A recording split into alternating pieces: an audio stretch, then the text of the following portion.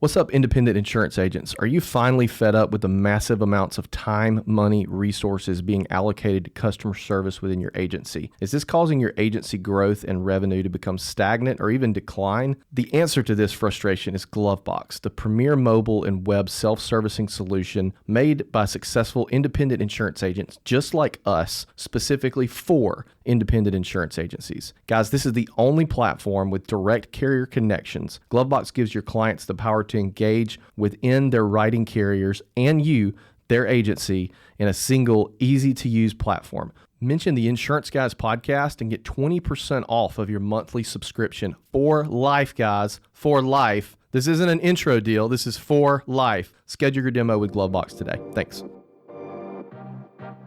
Insurance agents from around the world, welcome to the Insurance Guys podcast. My name is Scott Howell, your fearless host and leader, insurance agency owner and insurance evangelist for I Protect Insurance and Financial Services, based out of Huntsville, Alabama.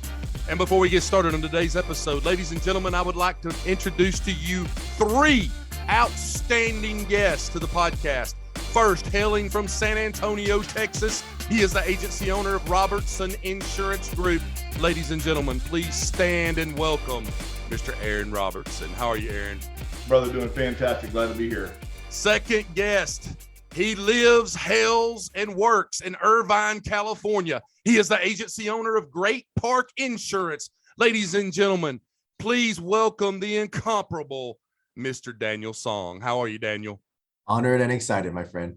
Dude, that is fantastic. Ladies and gentlemen, my third guest on the IGP. He hails from Springfield, Illinois, agency owner of Bailey Family Insurance. Ladies and gentlemen, please put your hands together and welcome the incomparable Mr. Mark Bailey. How are you, Mark? Buddy, better than I ever been right now. Guys, this is a testimony to how stupid Scott Howell is. On Veterans Day, I had the idea that we needed to do a Veterans Day podcast. And I could not think of three men that I would rather be on this podcast with to do that than the three of you. Some people may be saying, why is that? Because the four people that you have on this podcast, insurance agents from around the world, all served in the United States Marine Corps. And I wanted them to come on today, not only to honor each one of them for their service to our great country, but also to talk about lessons learned in the Marine Corps from the standpoint of leadership, from the standpoint of stories to be told. I think it's important now more than ever that we hear from men like Mark Bailey that served in combat areas and Aron and Daniel and myself and the lessons that we learned in an organization that's been around a long time and has it dialed in. You talk about processes and procedures. Marine Corps got some processes and procedures. So let me start with Daniel, since he's the first on my screen to my right here, his left. Daniel, let's talk for just a minute about when you went in the Corps, how long you served, what's your MOS. Guys, if you don't understand, MOS is just code name for job that you did in the Marine Corps. Go ahead, Daniel. So I went right after high school. So I graduated high school in 1998, and I think it was June 15th. I want to say probably about 5 days later, I was on the bus to MCRD San Diego. Never been away from home in my life. And we're going down for 13 weeks. And I served 4 years. And my first duty station was Okinawa, Japan. And I was there for a year. Greatest time of my life. Again, I was 19 years old, maybe 18, and never been away from home. And I'm thousands of miles away. But it was a great experience for me. I met so many good people that I still keep in contact today. And I think that's the great thing about the Marine Corps is that it's a friendship that kind of lasts forever. But no, it was a great time. And then my last 2 years, 2.5 years, I was fortunate enough to be at Miramar, San Diego, where I met my lovely wife, Christina. And my MOS, I tell my kids, I can't really talk about it because it's top secret. But my job, I was always with the support base. So I was always, and then Miramar is the wing. So I was admin. I basically made sure tough guys like you guys, the real Marines, got paid when you were out there. But yeah, I had a great time. I loved every minute of it. That's fantastic. Mark Bailey, let's hear your story, brother. Well, buddy, I guess mine's a typical Marine Corps story too. I was a troubled kid, going nowhere fast, not a traditional education kind of guy. And so, it came down to I always loved challenges. I love team sports. I love to lead. Bouncing in between vocational schools and back to high school when it was time to play football again. But in 2005, man, I think I always knew I wanted to be a Marine, wanted to be in the military. It was just something that was in the back of my head, and it was college or who knows, just keep I was working at a boatyard, hauling boats from central Illinois to wherever, and then went down to the recruiter's office, and I just knew it. I said, well, they asked me what we wanted to do, and I said, man, I just want to do what's on the on the commercials, right? I want to be that guy. I want to kick indoors, but I also want to help countries around the world, just become structured again, help the people that need us the most. And I honestly think that was the biggest transition to insurance is, that sense of pride, the sense of helping. And then, so I joined in 2005, 2007, did my first tour to Ramadi, Iraq. At that point, we were beginning the pullout from then it was President Obama was in office. So it was a pretty stressful time. It was a lot like what you think when you hear Ramadi, Iraq. So got done with that deployment. I decided to extend my contract to about 4.5 years to go on my second deployment. My second deployment was really all over the world. Jumped on a ship, kind of did quick reaction for some of the secret squirrel groups, and then landed back home. At that point, I had pretty much done everything or accomplished everything I had set out to do, during my initial promise to myself, and jumped out of the Marine Corps. And then we'll kind of go into what launched me into insurance here in a bit. Mark, how many guys did y'all lose in Ramadi? Well, 5 in Ramadi. 1 was standing right to my left. But then since we've been home is probably the biggest factor. Yes. We're up to 25, brothers that we have lost due to their own demons and their own battles. Yep. Not saying that, and the biggest stigma, I think, going around for people that, aren't in the military listening to this, PTSD, is a real thing. No matter if you were in a car accident, no matter if you had a troubled childhood, no matter if you've seen your brothers and sisters die, it's a chemical imbalance and it's a switch that goes off. And so as you guys hear us talking about all this stuff, our issues, our problems, they're relevant to yours, right? We're all in this battle together. And hopefully you're kind of hearing some of our stories, but just know that, the things that we went through are very similar to yours. So I always like to preface that, when everybody's like, oh, you've got problems, or, I can't relate to that. You can. We're all in this fight together. It's called daily grind. That's right. Hey, Aron Robertson, tell us your story, brother. Well, so I grew up in a family that went to the Marine Corps. So my dad was a Vietnam Marine. My uncle was a Vietnam Marine. And ever since I could see the pictures, understand and grasp what a Marine was, I wanted to be a Marine. I remember telling my dad that I was going to be a Marine one day after he, tried to explain to a 4 or 5-year-old what it was. And that's something I never really lost grasp of. It kind of worked out that I wasn't a very good student. So it kind of played itself together. Maybe I think that happens a lot, Aron.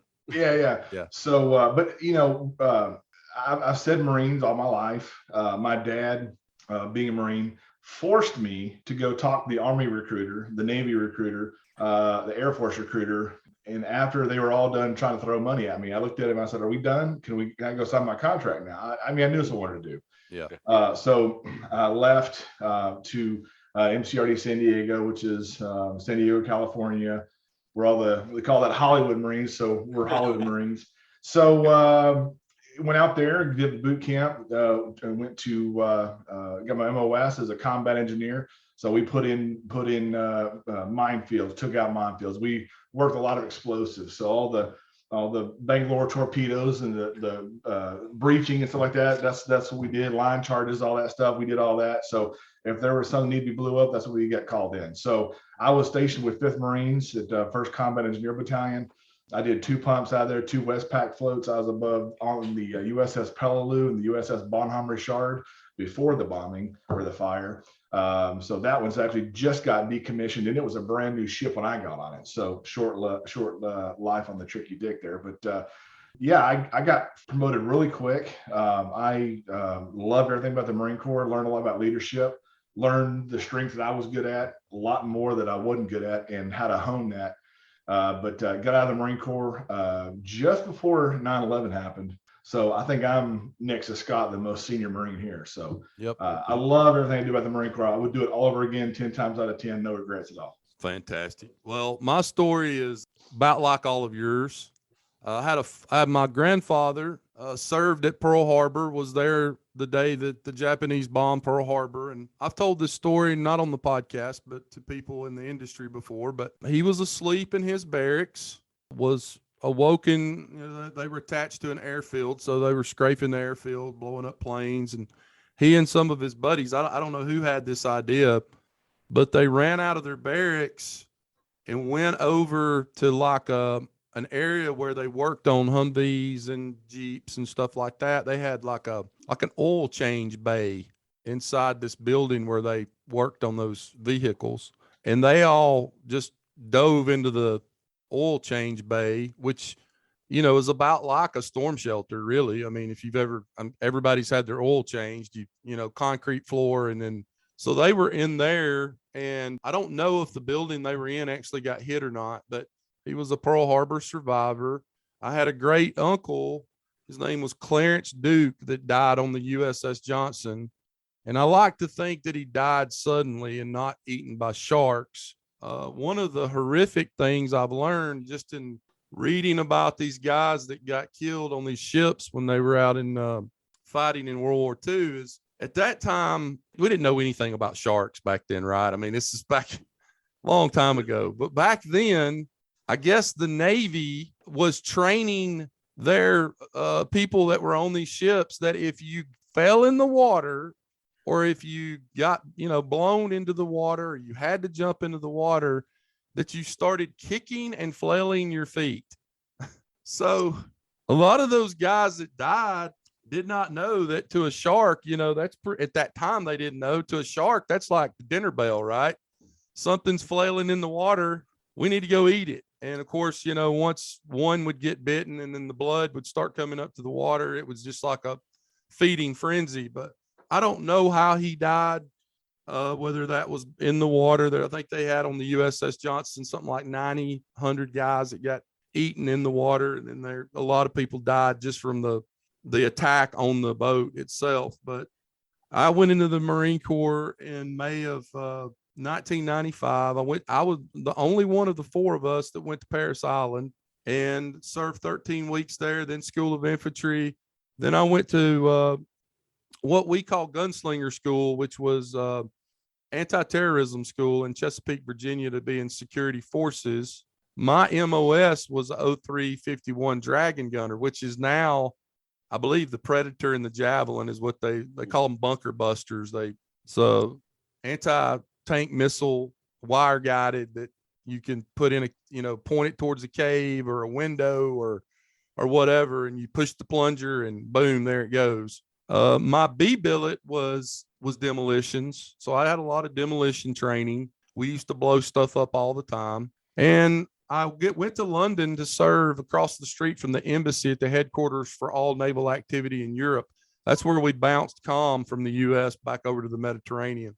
And I was selected to go through, at my 12-month mark, the British Royal Marine Boot Camp. And that's a long story, but it was a pissing contest between their commandant and my senior officer there. And I did that for, it was either 11 or 12 weeks, and graduated. Wanted to go, rather than come back to the U.S. with the American Marines, I wanted to go serve with a British Royal Marine unit, but the State Department would not allow me to do that, because if something were to happen, back then the Irish Republican Army was still blowing up downtown London. I've got a story about that I can tell, but they said no. So I got my pick of duty stations, and I chose California. Originally chose Hawaii, and got on the phone with a friend of mine that was a Marine out there, and he was like, "Don't go to Hawaii. Don't come here." And I'm like, "Why?" And he's like, "Because a cheeseburger here at McDonald's costs $12. And you're not going to have the money to come out here." So I went to 3rd Battalion, 5th Marines. We went on float 20, I think we were the 27th Marine Expeditionary Unit. I was on the Bella Wood, and we did about 8 months in Okinawa, Camp Hansen. So, but it was a lot of fun, and it was the best of times. It was the worst of times. Mark said something a minute ago that really resonated with me. Had one dear friend commit suicide nearly in front of me while we were in London, and that's been hard on all of us that were there. Lost a lot of friends since we've gotten out. My best friend in the Marine Corps was killed 6 months after he got out, which was, he'd just come to visit me in Tuscaloosa, Alabama, went back to Reno, Nevada. He was working on a road construction crew, fell asleep at the wheel of one of those rollers that rolls asphalt, and it rolled over on him and killed him about a year after we both got out.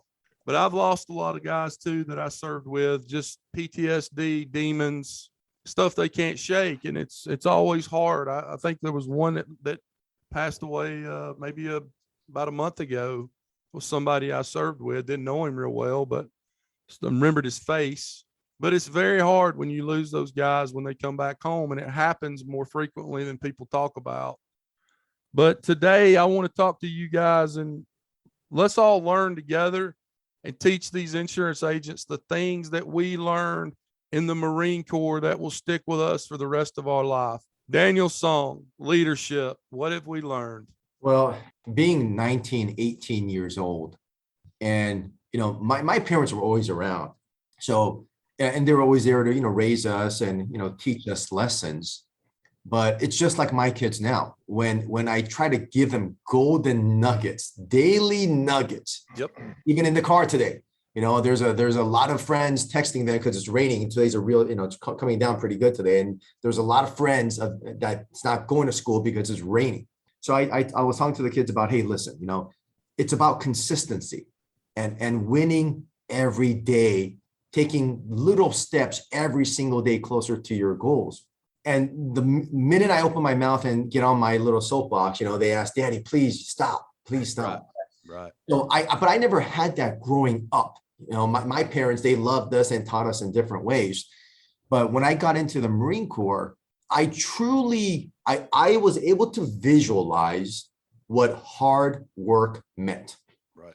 what commitment meant, dedication, mission accomplishment, right? It does not matter. What you have to do, you just got to get it done. So that was a real eye-opening experience for me. And just being a private first class, lance corporal, and just having a structured way of learning systems and procedures. And I probably can't pinpoint everything that I took away, but those things really impacted my life. I was a knucklehead and I didn't get in trouble a lot, but I just, and this is the perfect phrase to define or describe me as a kid. I was double dumb. Right. And I learned that in the Corps, right? You're double dumb. But because I didn't know how to study, really, I just didn't know how to study. Like a lot of my friends, man, like they pick up a book and they're just, they know what to do. I didn't know that. But getting in the Corps, it just gave me clear direction of being laser focused on what I was gonna achieve. And it has, I owe everything to the Corps.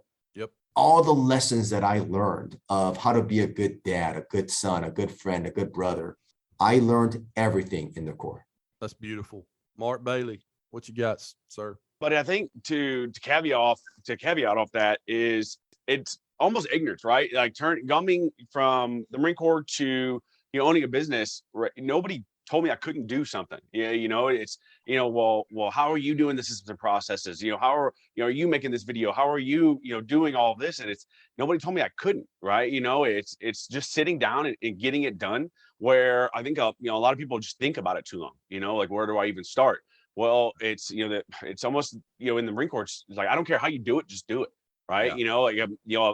A bad decision now is better than a good decision 20 minutes from now, because in the Marine Corps, it could cost a life, right? Making, a decision or not making a decision. So I think that that's really something that has resonated with me the entire time of being out is just do it. And, do something now. And if it fails, I've never learned anything more in my life, any better lessons than failing. And, and I can tell you what, I'll probably fail 10 more times today. But, with that being said, not only that, I think another big lesson I learned was leadership is a lonely job.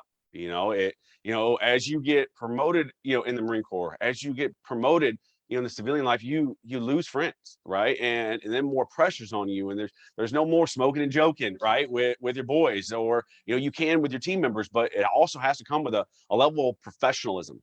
And and I think that once you get over that hump, because for those of us that were captive prior to coming independent, right? Independent is a lonely world. Where you're out here by yourself, you're trying to figure out, you get the social anxiety from social media and seeing, well, man, that guy's got it all together, but you don't know. And so I think, a couple of the traits that I really love was, get comfortable with being uncomfortable, because, leadership is a lonely world, right? And just getting the job done. I think one of the best feedback though I got real quick from my employees is, Mark, like, we love you, but we're not Marines. And that's really what shifted my leadership mentality. One book that I recommend real quick to everybody is I Love It Here, right? Where it kind of talks about a different perspective of employees, and somebody that went and polled many Fortune 100 companies, and said that the big CEO might thinks he knows what's going on, but you honestly have no idea. And so again, just like you guys said, I owe everything to the Corps. It shaped me, it molded me, and also it helped, get my ignorance from, being uneducated to being a thirst for knowledge now. I would agree with that. Right. Aron Robertson, talk to us. Man, before this podcast, I got my little photo album out. I was looking back, kind of jogged some memories back in the Marine Corps. And just like these guys are saying, it astonishes you now as a almost 44-year-old man, what the hell I did when I was 19 and 20. Like, how was I not sore for 2 months or things like that? But I think the human body's willingness to persevere, and mind to persevere through things that are stressful, right? Mentally and physically stressful. It gives me a appreciation for what we've been designed to do mentally and physically with our bodies. As we get away from the Marine Corps, we get away from the military, get into a personal life, we forget that, hey, man, I've been doing flutter kicks until I thought my head was going to explode, but I still kept doing them. Right. How the hell did I do that? Same thing here applies, is that, there's what we call white noise, which, in the Marine Corps, you'd call that a fog of war that happens around you, but the mission accomplishment has to get done. In our world, that's, selling insurance policies. I think from a leadership perspective, my dad was a Marine, and he had an authoritative but loving way of leading me. And then when you get in the Marine Corps, the first leaders you see are who?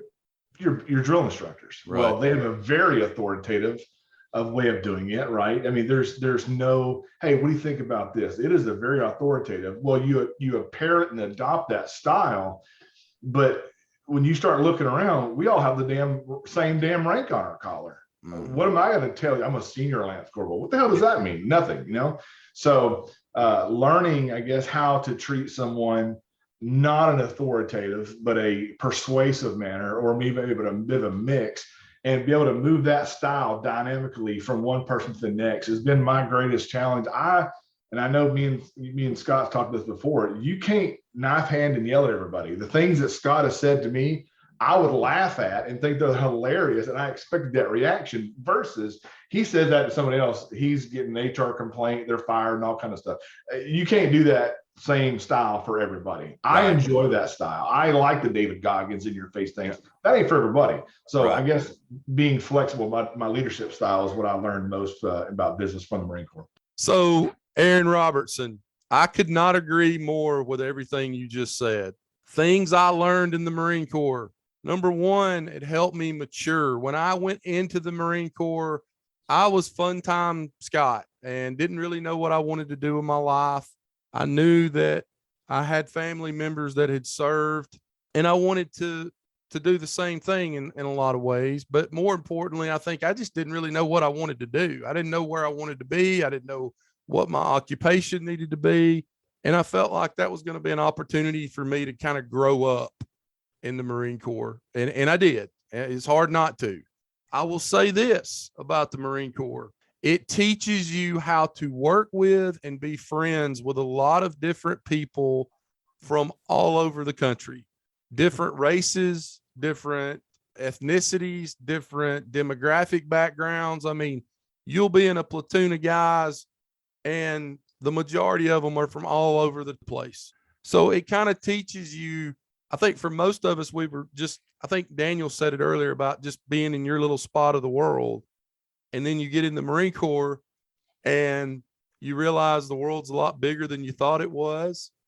And you realize that, hey, you know, this guy that's from East LA that used to be a gangbanger, he's a pretty cool guy. He's a pretty cool guy. I would not have known that had I stayed in Alabama and not ever gone in the Marine Corps. So I think there's some advantages there. Now, I will also say, and Mark Bailey and I have had this conversation, the biggest challenge I had when I got out of the Marine Corps and started working in the real world was being empathetic and not just jumping on people with both feet, especially females.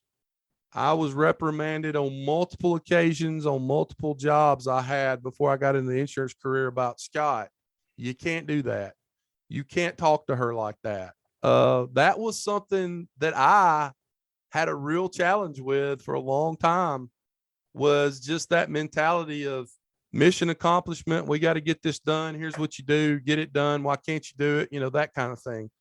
So that was something that I had to really break free from when I got out of the Marine Corps. I think the Marine Corps, it teaches people a lot of lessons. And if you really sit back and watch, the Marine Corps has been around for a long time. Insurance agents from around the world talk all the time about process, procedures. Buddy, if you want to see processes, go to Paris Island or what is it, MCRD in San Diego, and watch that. That thing's like it's like a Broadway show in terms of they've got the processes and procedures dialed down to the nth degree. Daniel, would you agree with that? I do. I would agree. I mean, even from, I remember in boot camp, and I was shocked by this, and I was so scared by this. Even when we went to the chow hall, they had a way for us to get in formation, walk in the chow hall, pick up your tray, and how to move throughout that chow line, just like everybody else. Mm-hmm. And, you know, that's one of the things that I really implemented here. And I had a hard time with this. And it wasn't so much talking to females, because, you know, I was around a lot of females here when I was on the wing. But one of the difficult things that I had to deal with or learn how to do is handle excuses from people a little bit softer. Yep. Empathy. Empathy. And I, you know, I'm one of those guys. When I'm in, I'm in. When I'm out, I'm out. Don't talk to me about it. I don't want to hear about it. But when I'm in, I'm in. So I'm one of those guys, man. And I would give them an example like this. I said, listen, you know, if your sales numbers are not there this month, they will give me all the excuses in the world, right? How busy they are, they're trying. And I said, listen, if somebody were to put a gun to your kid's head and said, if you don't do this, this, and that, and they looked at me like I was crazy. Yeah. But if that was really the case, you would do whatever you need to do to make sure that didn't happen. Right. But that's my mentality. I went to that level and I said, I don't know anything about this insurance business. I don't know a single soul. I don't know what renewals, if it's really true or not. I'm just going to make this work. Mm-hmm. And I had a mentality, and that was really the case for me, where we didn't eat if we couldn't sell a policy. And this home policy that we sold, I already spent that money. That $30 commission, I already spent it for next month. And I knew exactly what grocery store and what we were buying with that. So it was just no excuse. I'm going to make it happen. It's all on my shoulders. I planted my flag and I'm going to go with it. Yep. Mark, would you like to add to that? Well, buddy, I mean, it is. And like one of the biggest things is just continuously learning, everything, in the military, right, is periods of instruction, right? You didn't walk into the military learning how to break down every single gun. You didn't walk into the military, knowing every single system to use and knowing, and then it's trying to make sure everybody's in, almost like the civilian sector is, playing for themselves, right? And so it's trying to adapt like a true team member mentality, right? Because the Marine Corps, the United States military in general, does not work or function without that other portion, right? Right. Everything from they got to get paid, they got to eat, right? Somebody's got to fix my vehicle, to somebody's got to kick in that door. It's all unity together, and I feel like when you start getting excuses from one section or the other section, it's just this isn't one section versus the other. It's unified, right? We all have to come together to accomplish this next mission. And early on in my career, I just was dumbfounded. It was almost getting to the point where I was like, what am I doing wrong, as a leader? But then, truly having to adapt to today's culture. And, and that's once I got into that mentality that, hey, this is in the military, things gotta, people didn't go to boot camp. This wasn't ingrained in them. But then I'm always holding myself to like, well, why can't you get this done? Well, I'm tired. I got to figure this out. I always want to go back to Aaron said it, David Goggins, and say, once you think you're done, you still got 40% left in that tank. You just scratched the surface. And I want to tell that to my friends, my family, everybody I talk to, every client, every new business I'm starting out with, like, you got more in there. Right. And, your mind, it's just like a muscle. You got to callous it over, and, you're going to lift more, the next time you do it. And when I'm pumping this motivation into them, and sometimes it's just not going anywhere, it's kind of hard to see that. And, but the one thing I'm realizing, and I realized in boot camp, I realized in Ramadi, I realized in, in life in general, is one thing's consistent, that sun's going to rise again tomorrow, and it's a new day. Right. And, that's a whole new start to pushing this needle forward, coming together as a team. So leave that trash at the door, and let's pick up where we left off, and kind of keep going there. But again, employees got to want it too. One thing I remember about the Marine Corps, and I think they're probably the only branch of the service that does as much of this, is probably more of this than any other branch, is when you get to boot camp and the first night you stand on the yellow footprints and they're yelling and screaming. You go inside, you fill out all this paperwork. Takes like an hour or two to fill out this paperwork. They shave your head, so you lose all of your individuality. And by the way, if you really want to piss the drill instructors off, come to boot camp with a Marine Corps haircut. That really makes them happy when you do that. Or tattoo, yeah. Well, yeah, or tat, yeah. They love that. But real quickly, in boot camp, starting day number 2, I believe, they really put a lot of emphasis on learning the history of the Marine Corps. Chesty Puller, all the Marines that came before you. And they're teaching you that culture. They're teaching you about all these people that came before you and the things that they did. And I can, like, visually in my mind right now, I can think about sitting in a school circle and listening to a drill instructor talk about these Marines that came before you, what I call storybook Marines. And I think that's another piece of the Marine Corps that probably other branches of the service don't have as much of that tradition, if you will. Aaron, you're pretty good at this. Speak to that for a minute. Ofa May Johnson, Smedley Butler, Dan Daly, Chesty Puller. Man, you're throwing out some names, brother. Hey, I got some goosebumps, but yeah, right here, man, right here. Right, get them. Yeah. So I'm with you. I don't think anybody, unless you've been there, kind of understands how, we call it Barney style, potato head. They break it down. Yep. The first night, you're in a 300, if that, square foot shower with 85 or 90 of your newest, most closest friends nude. They're teaching you how to shower. Yep. Because the lowest common denominator is somebody who don't know or has never taught how to wash appropriately. Right. They got to start there. It goes back to, I heard Scott say before, he teaches this person how to unlock the door. That's how you do it. Yep. And that process in the military is replicable, right? Because we have, as Scott says, the history of winning wars and kicking ass and taking names. So we've done that before. So as an insurance agent, especially like someone in my position who's never done this before, all I knew about insurance when I started is that I had to pay it once a month, and that was my truck insurance. Yep. So I don't know what success looks like. I don't know what I'm supposed to, air quotes, be doing. I have to observe what's around me and take notes from people on this podcast and Chris Paradiso and things like that. And God, if I can replicate a third of what those guys are doing, I think my meter's going toward, okay, I'm doing well. The truth is I don't know what I don't know, but I have to observe around me, have measurable goals. I can say, okay, this is working. This is not working. Is my culture in my agency what I want it to be? I'm not a buttoned up guy. I will never, Daniel, I love you. I will never wear a suit and tie unless someone's either getting sued or married. All right. I don't want to do that. My clientele don't want to do that. He pulls that off way better than I could anyway. Aaron Daniel said something to me the other day in an airport that really resonated with me.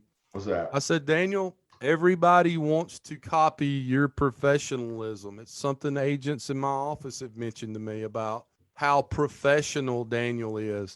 Yep. And he looks at me and he kind of cocks his head to the side like, you know, a dog, what is it I say, a calf looking at a new gate. And he said, Scott, you got to remember something.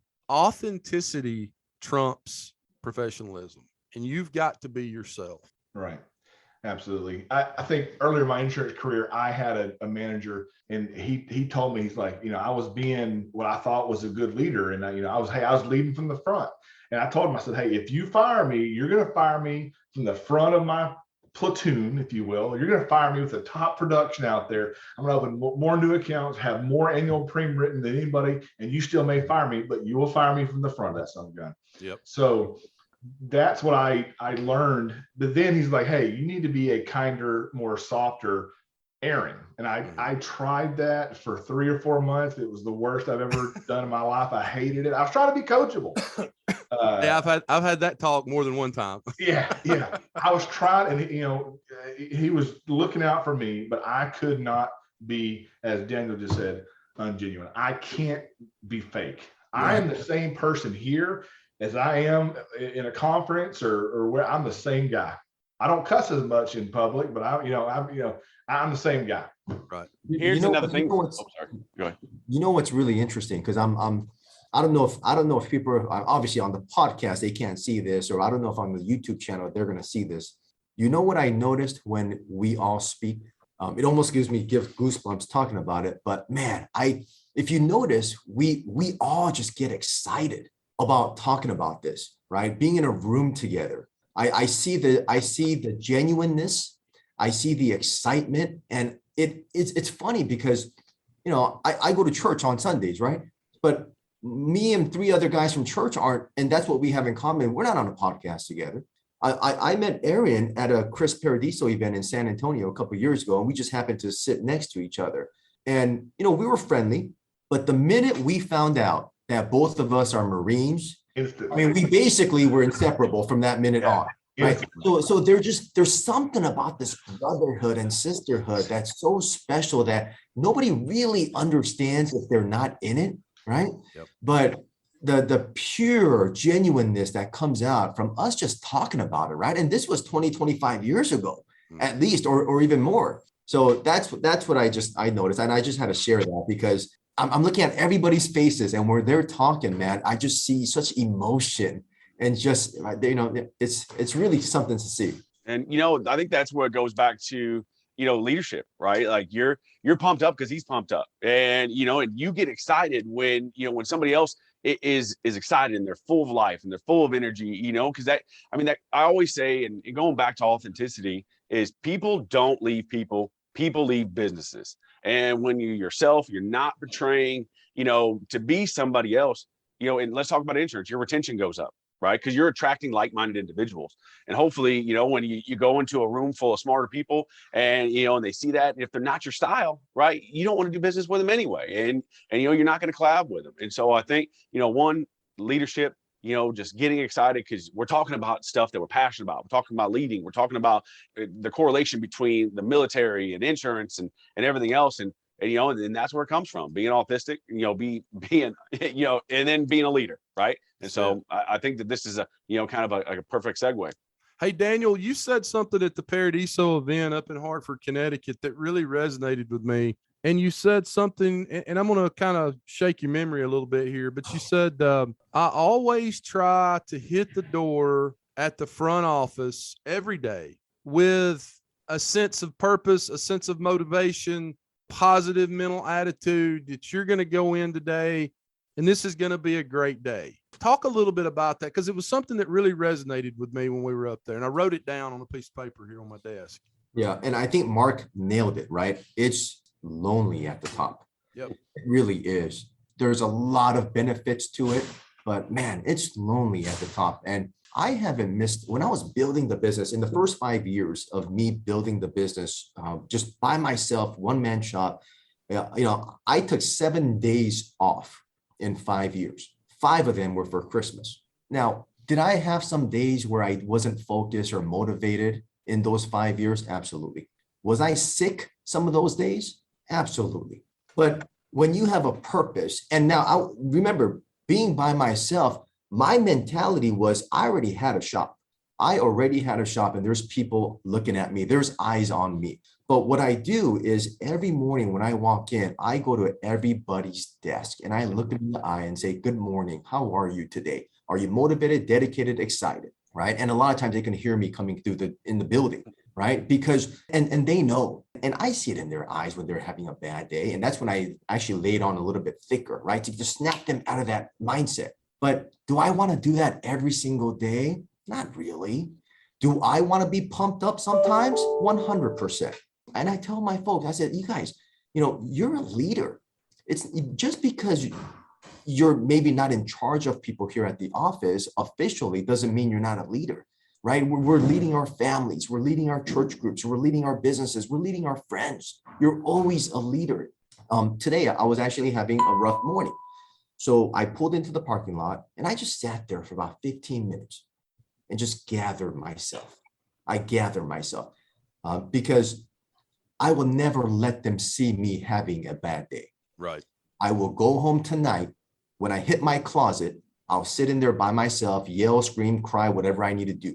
But when I come back out and my kids see me, Daddy's always pumped up. He's always excited. He's always positive. So that's one thing that I think leaders have to take a little bit more seriously, because everybody wants to be called a leader, but it's lonely at the top. It really is. There's a lot of responsibility there.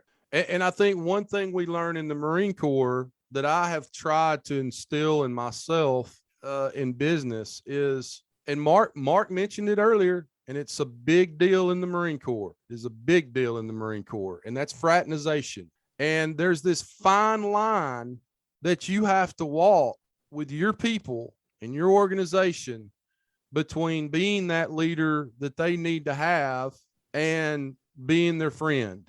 And with my people here, I have a great relationship with them. I try to be empathetic. I try to sit down with them when I know they're having problems, or I can just feel they're having problems, kind of get out of them, whether it's personal, is it on the business side. But I'm not going out to drink with them. I'm not going out to dinner with them on the weekends. I'm not fraternizing with them, 5, 6 o'clock, whenever we leave at night. I'm going my way and they're going their way. And it's sometimes that's a fine line. Sometimes that's a tight wire to walk, but that's something that maybe Aaron, you can talk about for just a second. In the Marine Corps, and Mark mentioned it earlier, you're both Lance Corporals, and now you pick up meritorious promotion to corporal. Well, technically you're not supposed to be running around with them, especially if you're an officer. You're not supposed to be running around with enlisted. Talk a little bit about that, Aaron. Yeah. And for me, I was promoted really quick. I went into boot camp, with a couple college credits, and I was a PFC out of boot camp. I graduated #1 company honorman out of MCT, out of like 300 something Marines. I graduated #1. So I was a Lance Corporal before I even got to the school. So I got to school as a class leader. I couldn't get another promotion. I took a meritorious mass for that. When I got to the fleet, I was a pretty salty Lance Corporal. So I, at a year and 8 months in, I picked up corporal, time of grade, time of service, sergeant right at 3 years. So I was smoking through that. And you get to the fleet, and there's people who have made mistakes, and we all made them, but they're a third award PFC, which means right. they've lost some rank through some disciplinary action, things like that. And while they used to call me cardboard camis and my spit shine boots. Ooh. You can hear me coming. My camis before they don't like. Now I hear you can't even iron them or whatever. But I was crispy. I was starched. I had the Carolina, the boots that were all the way to the top. It wasn't toe and heel. It was that whole boot was glossy, baby. anyway, I took pride in it. I wanted to have that leadership and lead by example. And I think it was for everybody. I wasn't just trying to impress, my peers, but even, my subordinates and people who were above me. Hey, give me a shot at some other leadership. But I think there is a fine line between learning how to share my experiences, what I've learned very quickly. Because again, I got promoted very quickly, with some people who were trying to figure it out, who were probably going to stay in the Marine Corps longer than I was, that wanted to learn how I was doing it and adapting so quickly without, dapping them up and, inviting them over to the house. And, I had a house off base. I had comrades. I had BAH. I had all that stuff. So I had a house out there because I got promoted. And, that invited people trying to get out of the barracks and come to my house. Well, that works unless it bleeds over to the, what I'm telling you. Until it doesn't. Until it doesn't, correct. Yeah. And, I was guilty of having a few parties in my house, but it wasn't all the time. It was for special events or whatever. But things got out of hand a couple of times. And, we always say, in that first sip of alcohol hits your lips, your rank is done. Yeah. You're not sergeant. You're not Lance Corporal. You're not gunny nobody. You're John or whoever your first name is and your last name. But I think a lot of the fairness that we learned in the Marine Corps, we don't have colors of people. We don't have blacks and whites. We have green. We're all different versions of green. We're all a different shade of green. And I think if the civilian world or the population of the United States would act more kind of like the Marine Corps, I think we'd have a little more civility and understanding with one another. But, I think that the people who try to get something from who's, I guess, a subordinate group, I think they need to realize what they did to get where they are and go, I'm not looking back and saying, hey, I want to be my friends, but I'm trying to progress on the journey of leadership and growth. Right. So one thing I remember about the Marine Corps that's going to jog you guys' memory, and that's probably something you may not have thought about in a long time, and it's something that I think about a lot in our agency here, and I've tried to incorporate a little bit of this in our agency, is the Marine Corps rule of 3. Boom. Mark just about fell out of his chair. He was like, oh my God. And it was something I remember as we went through boot camp and I went through School of Infantry. There has been, I believe, a book written on this, but the Marine Corps history, throughout history, they've always used what they call the rule of 3 in a lot of what they do. And I think part of what bands us together as brothers and sisters of being in the Marine Corps is I went through the exact same boot camp at Parris Island, South Carolina, as Aaron, Mark, and Daniel did on the West Coast. Exactly. We went through the same rifle range. We went through the learning how to clean weapons, how to take a shower, how to open, all of it is exactly the same. So I think that's part of what bands us together is we do have these common experiences that we all went through, regardless of which coast you were on, East Coast or West Coast. But then there's that rule of 3 that the U.S. Marine Corps uses. Mark, talk a little bit about that. I feel like I'm talking too much. Well, no, I got something for you too. What are your thoughts on, so when we messed up in the Marine Corps, right? One person messed up. We all had to sit through a period of instruction, right? Or you're all getting thrashed, everybody does it. And my thought process behind that is that made us tighter, right? Did it kind of cause some animosity at first, right? Yes. But ultimately, was I going to look out and make sure, Timmy over here, wasn't going to do that again because I didn't want to run. I didn't want to push, right? I didn't want to sit through another period of instruction. And so I've tried to instill that, right? Like, hey, if one side of the house is lacking, but, the other side of the house is like, well, I did my job, right? But like, I'm trying to create a cohesive unit, not only, in my life, but like, there's no weak links, right? There is, only, poor leadership or poor accountability. And so what are your thoughts on, implementing something like that into your agency? I mean, do people get mad when you say, well, why am I being held accountable for something they did? I'm doing my job, but then, well, why didn't you help them if you saw it before I did? Daniel, take that for me. Yeah, I heard this one time. The definition of leadership, right, is getting somebody else to do something that they wouldn't do if you were not in their lives, right? And that really made a huge impact on me, because I think all four of us were a master of self-discipline. But the true battle for me is getting this mindset that I have transferred over to the group. But also, I think what they say is the best way to learn something is to teach it, right? Because you really have to know it at that point to teach it. So, we have meetings where we come together and say, hey, look, we're going to share. And it's not anything personal. Some things are going to be said, but we get together and share kind of, what went on this week or this month, or, we publicly address if somebody's not performing at their highest peak. And we're all going to have some tough days. But I think being accountable to the group is so powerful. And sometimes, as we all have busy schedules, and, we're traveling a lot, we're not in the office as much. And that's really when the team comes together. And I think that's when if you're doing a good job as a leader, is when people are somewhat self-policing on their own. But I think without that, you cannot grow. You just can't. And whether it's one, because I always say that whenever there's more than one person in a conversation, whenever there's two or more, there's always somebody being sold. I have to sell my wife tonight where I want to go for dinner.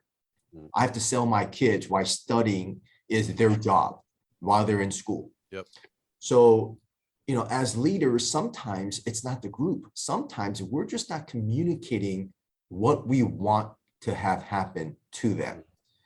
So accountability is huge. And, if I got into an accident this morning driving into work, I'm, like everybody else here on this podcast, I'm thinking, okay, what could I have done differently to prevent that? It's not about blaming the other person or blaming everybody else. It's about what could I have done, right?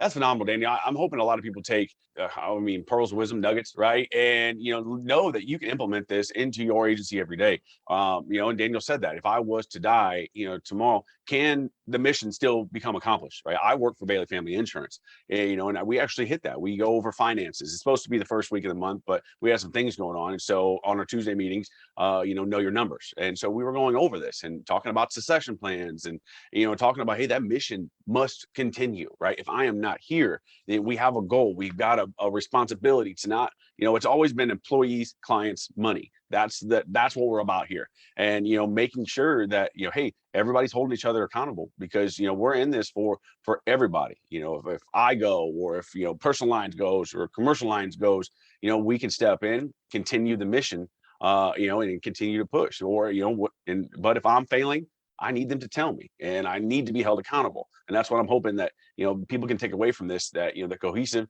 that team member, that one team, one fight mentality, rather than, taking it upon themselves. And, that's what we look for in trying new hires, right? Are you selfish? Because I don't want that culture on my team anyway. Right. So that was perfect, Danny. Thank you. So the rule of three, guys, every Marine has three things to worry about. And from an organizational structure, I'm just explaining what the rule of three is in the Marine Corps here. So a corporal in the Marine Corps has a 3-person fire team, right? A sergeant has a squad of 3 fire teams.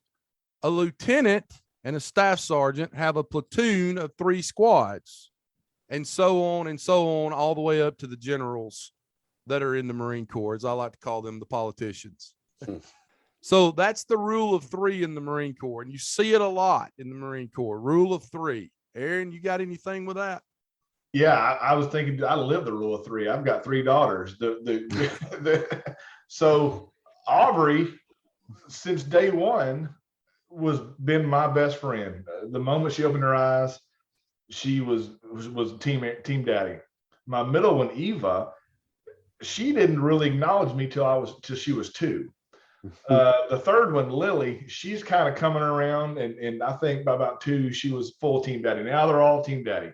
So we all have to use that persuasive nature about being, like Daniel says, being sold to get something accomplished. The good thing about these 3 individuals, they're mine. I created them. They're my children. I can influence them heavily on what they're going to do and not do. They're moldable right now. So I think that rule of 3 does work perfectly for my life, but also it keeps the communication tight. We have Slack in our agency, or I could just yell. Either way, if these people need to hear me, it's a smaller group that keeps things tight. There's no lack of communication. I can get up and make sure it's taken care of, or hey, this is what, and these are not things I've perfected. These are things I'm aware of, but I need to be better at keeping my communication tighter and more concise. People outside would probably acknowledge that and say, you're right. But I think the smaller your group is, the tighter the cohesive and the culture can be, and the communication seems to be more effective. So here's what Inc. magazine wrote about the rule of three. The functional version of the rule of three dictates that a person should limit his or her attention to 3 tasks or goals. When applied to strategizing, the rule prescribes boiling a world of infinite possibilities down to 3 alternative courses of action. Anything more, and a Marine can become overextended and confused. The Marine Corps experimented with a rule of 4 and found that effectiveness plummeted. I love that, man. I've always strived to, and again, it's harder as the farther up the echelon you get, to give 3 reasons why this process isn't working, right? Or if there's a minute, tiny little incident over there, and somebody's head's just thinking about one conclusion. I'm going to try to give 3. Right? You started in the Marine Corps. Okay, well, hey, I'm going to give you a negative counseling. There's 3 reasons why, but also here's 3 ways to fix that issue. And I guess it is the rule of 3, but it's simplistic. If you boil it down and say you got to concentrate on 3 things. That's it. Not 4. Not 1, but 3. And I guess it just like you said, it's ingrained in my brain, maybe because of military, but also I'm a simplistic guy. I mean, when I got out of the military, I could barely read still, but I could lead. So I love it. Everything you're speaking to is, and just like you said, Aaron, breaking it down Barney style, and Marines, we're trained to take on, as many tasks and save lives, but honestly, we were still young kids, and you got to be able to build them up and explain it to me simple. So this is so perfect. And I wasn't even thinking about this, but this is why it's so important to read daily. Yes. Listen to audio of people who have done it daily. And I wasn't even thinking about the Marine Corps rule of 3, but it's ingrained in us, right? So I just, it's as the new year comes, I know what we all do. We sit there, we take a little moment and focus on the goals for next year. Mm-hmm. And I made a video about this. I think it was last week. But in the video, I said, don't focus on 10, 20 things, because trying to climb that mountain is pretty discouraging. Yep. Focus on about 2 or 3, because that seems achievable. And it's my subconscious mind just went there, right? But I guarantee you that's from the Corps over 25 years ago. Right. Love it. I mean, Keller Williams, Gary Keller wrote the book, The One Thing. Right. And so that should just kind of tell everybody out there that, don't look at me, don't look at Scott, Daniel, Aaron, and kind of envision, don't look at that social media and envision, oh man, there's a million things going on. I need to buy this. I need to buy that. What you need to do is you need to focus on one thing this month. You need to focus on 3 things for next year and knock those out, because I think that's what the military teaches you. It's brilliance in the basics. Get those systems and processes down, make those basics your master, and only focus on this one thing this month, because you can't get 3 things done in a month, but you can probably get 3 things done in a year. So I will leave this podcast with this. I got 2 things to say. Number 1, I decided that I wanted to give my talk at the One City World Tour. Shout out to our sponsor, GloveBox, for helping us put that on. But I wanted that talk to be on leadership, because I feel like there's a pandemic in the insurance industry regarding leadership. And I feel like the insurance industry, from an agency perspective, is probably one of the only careers that a person can choose that has the least amount of leadership training in it. And Aaron said it, Mark said it. Everybody starts out, a lot of people start out on their own, by themselves, in one room. And I feel like there's just not a lot of leadership training available in the insurance industry, because what happens is Daniel is working so hard to provide for his family, and he's doing insurance when he starts part-time, and he's doing it all on his own. And then he hires maybe one person later on. And then one day, all of us wake up And we're like, son of a bitch, I got 7 people working for me now. But it happens to everybody. It happened to me. Like one day I just woke up and I was like, God, I got 5 people working here. But there's no formal leadership training for young agents that opened up their own shop less than scratch. Guys like Bradley Flowers, opened up his shop. First day he had, I think maybe 1 or maybe 2 employees. But there's no real leadership training out there. And it's why I chose leadership as my topic at the One City World Tour, January 20th and 21. I hope you guys will join us there because I think it's something that's desperately needed. And the opening topic I'm going to have up on the slide is going to be leadership sucks. And the reason leadership sucks, guys, is because when you become a leader, it's no longer about you anymore. And we all want it to be about us. It's about working. What's up, my brother? My son just walked in. Hey, you need to listen to all this. Sit your ass right there in that chair and listen to this. Leadership, it no longer is about you. And even if you go out and you start your own agency and you've been a producer in another agency for some period of time, you're probably going to be by yourself. And I just feel like that's an area where we need to have more training, and we need to have more people like the 4 of us getting out there in the world of insurance and doing keynote addresses and courses on leadership training, because I think it's something that's desperately missed in the insurance industry because of the way we're just set up, because of the way that this whole thing just kind of shakes out. If you went to work for General Mills or a large corporation, could be anybody, as you progress in your job and somebody takes your place, they put you through leadership training. They have leadership courses. Insurance agents don't have that. We don't have $10 million budget to go send people to 3-day leadership training courses at some of the best places in the world. Y'all said it earlier. We're on an island by ourselves when we start. And then one day you just wake up and you're like, oh my God, I got all these people. The last thing I'm going to say, and I'd like to get all of your opinions on this, one of the biggest things I learned from the Marine Corps is the word gratitude. Now, guys, I'm not saying that everybody out there doesn't have gratitude, but I can promise you the 3 men on this podcast right now understand the word gratitude because they've been put in situations that are bad, not real good, or been yelled at for 13 weeks by a drill instructor. And when you get out of the Marine Corps, there is this sense of gratitude for everything you get and everything you have because you don't have it while you're in there. Mm-hmm. Daniel, would you like to expand on that? Well, and I think it's all comes down to mindset, your attitude. And look at our lives now, folks. Look at our lives now, right? How lucky are we? I mean, I come out to the office every single day excited. I go to sleep to wake up, right? It's sometimes I wake up at 3 o'clock and I'm just so excited. I can't go back to sleep. I just want to get up and just get the day going. And I think that's right. And a lot of things I learned in the Corps, a lot of things of, just getting my BA or PhD on the street, right? That's where I learned everything on the street, man, just figuring things out on our own. But always being thankful because we could always have less, right? And I think we all here know what it feels like to have too much month at the end of the month. We've been there, right? So to look back and it feels like forever, but it happened just like that. It did. Just like that, right? So, we are all blessed. And just to know the 3 of you and know that I can pick up a phone and call you at any time of the day, Monday through Sunday, if I need something, I know my brothers are there. And that in itself, right? Gratitude is everything.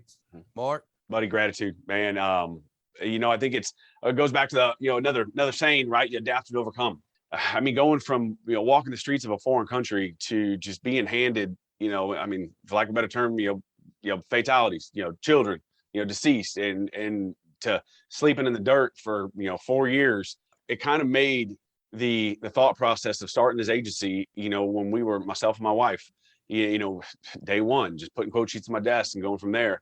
And I'm looking at her, I'm like, I don't know how we're going to make it, and you take that as a provider, a husband, a wife, and, you put all that on your back and, you just say that, I'm gonna figure it out, we're going to do this. And, then, fast forward a couple of years, I'm working with some of my best friends in the entire world, and just to know that, hey, I might not be sleeping on, the Tempur-Pedic or, driving my yacht yet, but what's better than sleeping on the ground?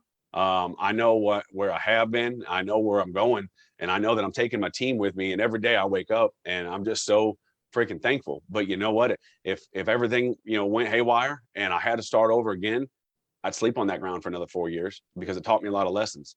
And I'd build the team back up, and I would work with my best friends. And, because it's a war out there, the business Really is a war. Mark, thank you. Your internet messed up on us there. Aron Robertson. So I'm going to go right just back to when you were talking about leadership. One of the things I don't know that the 250,000 agents are even thinking about right now. I've been thinking about this a lot. The people that are going to be coming into our agency grew up staring at an iPhone. They're walking around with earbuds in. They're not looking at the outside world. They're worried about what's right in front of their face. And we're going to have to figure out how to lead those people. Yep. Because they're typically looking at what they want. They're listening to what they want. They're not even absorbing what's happening around them. That leads for in the Marine Corps, a very deadly situation, in the business world, a very unprofitable. But the gratitude, I think, that I keep on the back of my business card, it says, the mightiest oak in the forest was once just a little acorn that held its ground. And, start my insurance career, and, my first 12 months in the insurance, I made $9,000.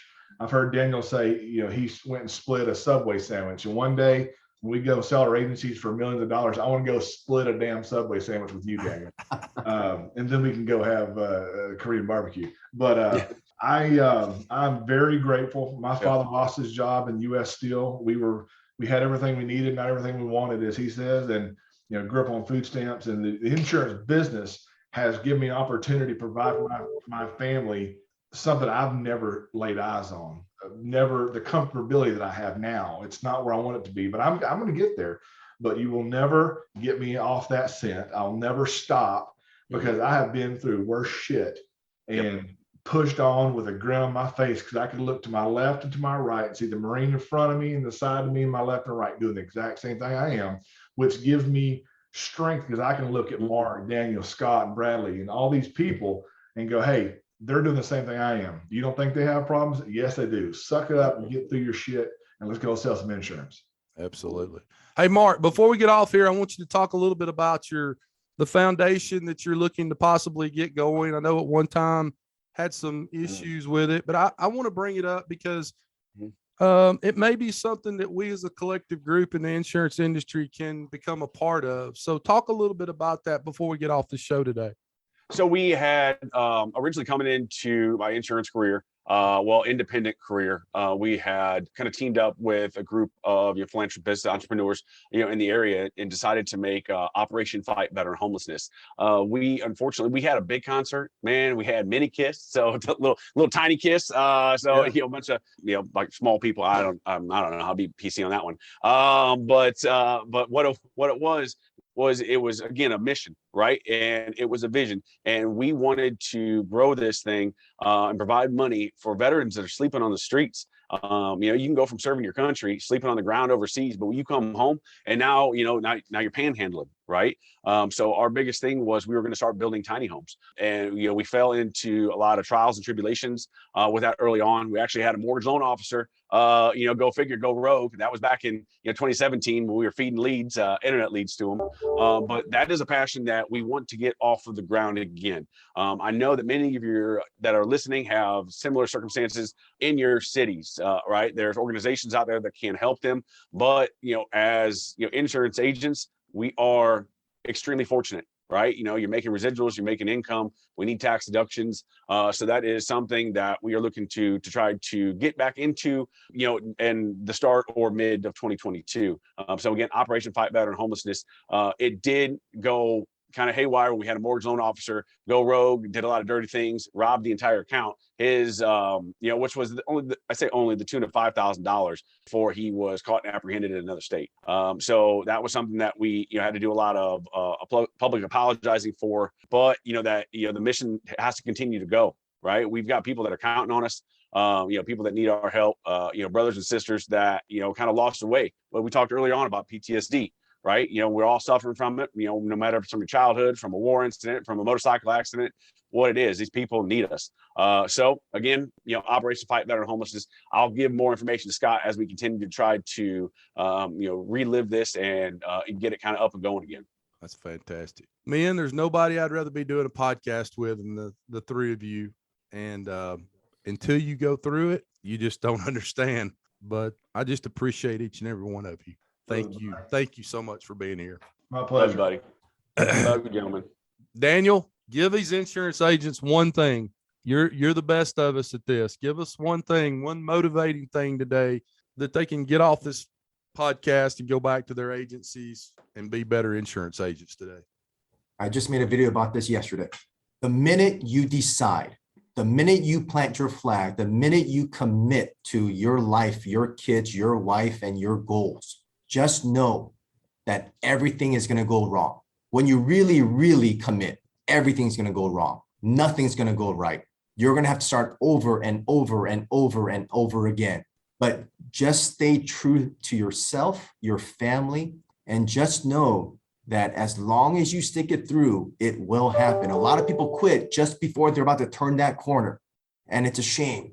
It's so sad. You got to give it one more day. If you're going to quit, just always quit tomorrow. That's it. I love it. I tell myself all the time that about a lot of things.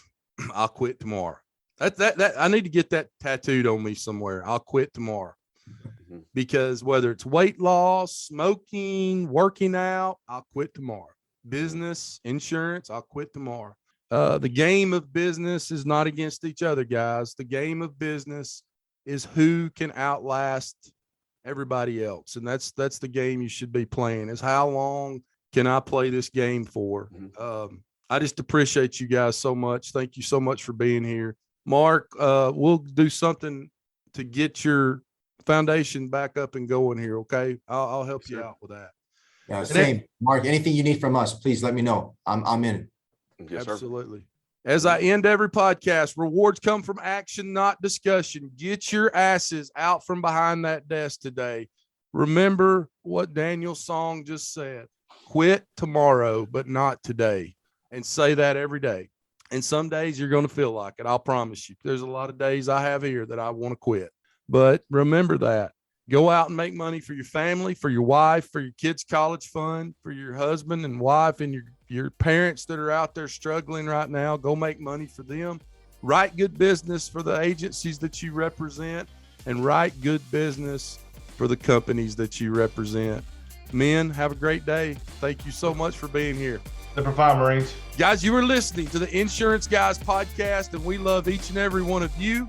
Thank you for being a part of our family, and we'll see you back here real soon. Take care. Thanks for listening to the Insurance Guys podcast. If you need to know more about me, or you need to get in touch with Scott, you can always reach me at theinsuranceguyonline.com or email me at scott@iprotectinsurance.com. And if you need to get in touch with Mr. Bradley Flowers, go to portalinsurance.com or email him at bradley@portalinsurance.com. Guys, we love you. We thank you so much for listening to our show and being a part of our family. And we look forward to seeing you again next week on the next episode of the Insurance Guys podcast. Take care.